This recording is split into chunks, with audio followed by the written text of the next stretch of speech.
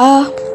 Keterkaitan sejarah antara situasi regional dan global keterkaitan. Yang pertama, jalur rempah, interkoneksi, dan keberadaan bangsa asing di Nusantara. Sejarah mencatat manusia telah melakukan perjalanan melintasi ruang sejak awal Masehi, termasuk juga orang-orang di Nusantara. Aktivitas melintasi ruang salah satunya didorong oleh kegiatan ekonomi dengan melalui jalur laut. Dan yang kedua, penguasaan Konstantinopel oleh Turki Utsmani dan pelayaran dunia. Peristiwa besar yang terjadi di Eropa seperti dikuasainya Konstantinopel oleh Turki Utsmani ternyata dapat memengaruhi jalannya roda sejarah dunia termasuk Indonesia. Selama abad pertengahan, Asia menjadi kawasan termaju dan paling dinamis di dunia.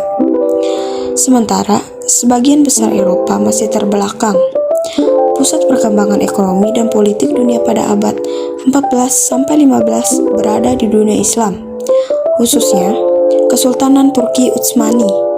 Tahun 1453, Khalifah Utsmaniyah yang berpusat di Turki berhasil menguasai Konstantinopel yang sebelumnya merupakan wilayah kekuasaan kerajaan Romawi Byzantium. Konstantinopel sejak lama memang menjadi rebutan, bukan hanya karena kejayaannya, namun karena kota ini merupakan salah satu titik penting untuk menyambungkan jalur perdagangan darat dari benua Eropa dan Asia.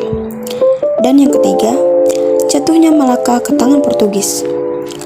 Malaka adalah kerajaan paling penting di Nusantara abad ke-15.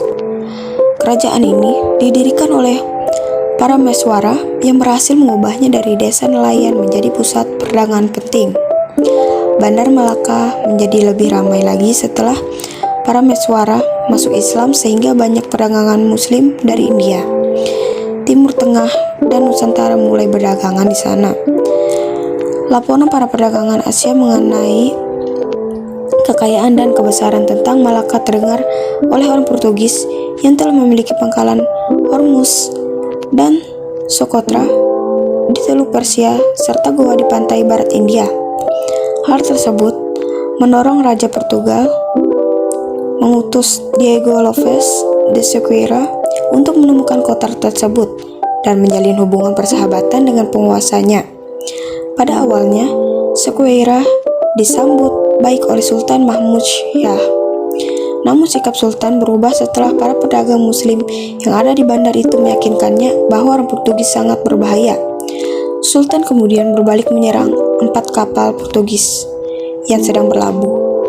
Namun keempat kapal itu berhasil lolos dan kembali berlayar ke India. Akibat dari peristiwa ini, akhirnya Portugis tidak lagi memiliki opsi pilihan lain selain perang. Perlawanan bangsa Indonesia terhadap kolonialisme.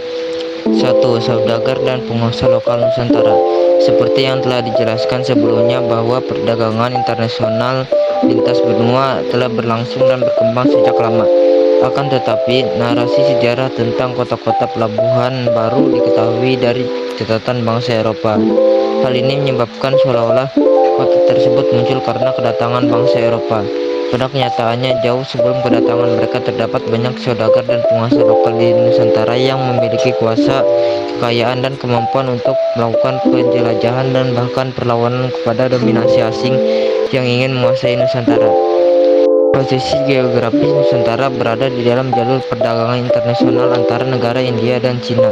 Dengan posisi yang menguntungkan, saudagar dan pengusaha lokal tidak menyia-nyiakan kesempatan untuk turut andil secara aktif di dalam tatanan perdagangan internasional. Dalam tulisan Fadime Alishab 2000 dikatakan bahwa jalur pelayaran dan perniagaan laut dari Cina menuju Kalkuta, India harus melewati Selat Malaka.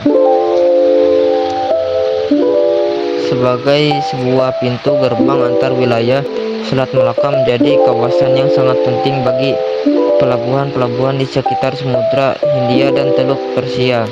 Selain itu, Selat Malaka juga menjadi penghubung antara dunia Arab dengan India di sebelah barat Laut Nusantara.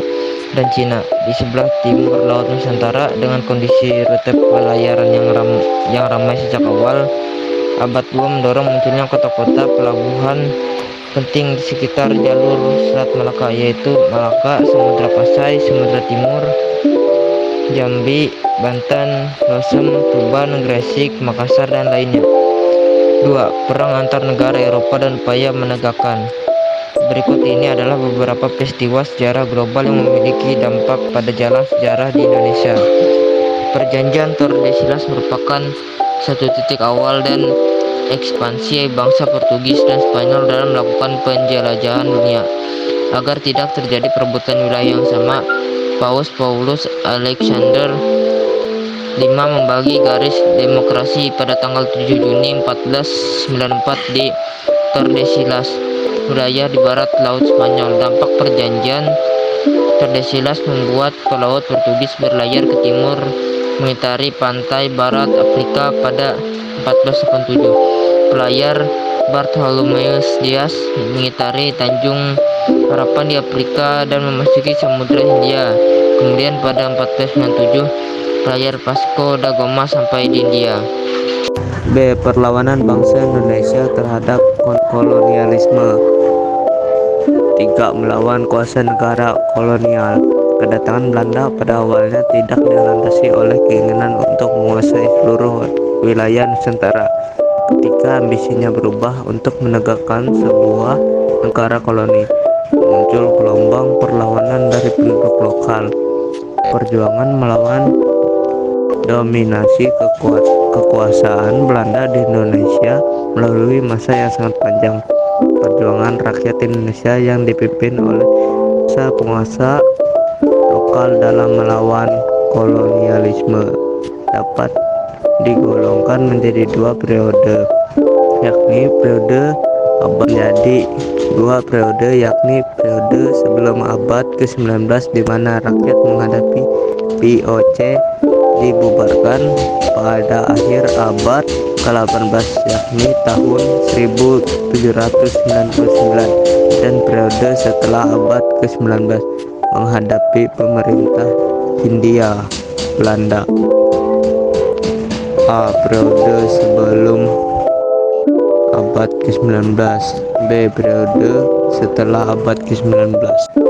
Dampak penjajahan di negara koloni. Dampak yang ditimbulkan oleh penjajahan Belanda di Indonesia. Berikut ini adalah dampak yang ditimbulkan oleh penjajahan Belanda di Indonesia. 1. Dampak ekonomi. 2. Urbanisasi dan pertumbuhan kota. 3. Dampak sosial dan budaya. 4. Kesehatan dan higienitas. 5. Mobilitas sosial. 6. Munculnya sentimen rasial. 7. Dampak politik.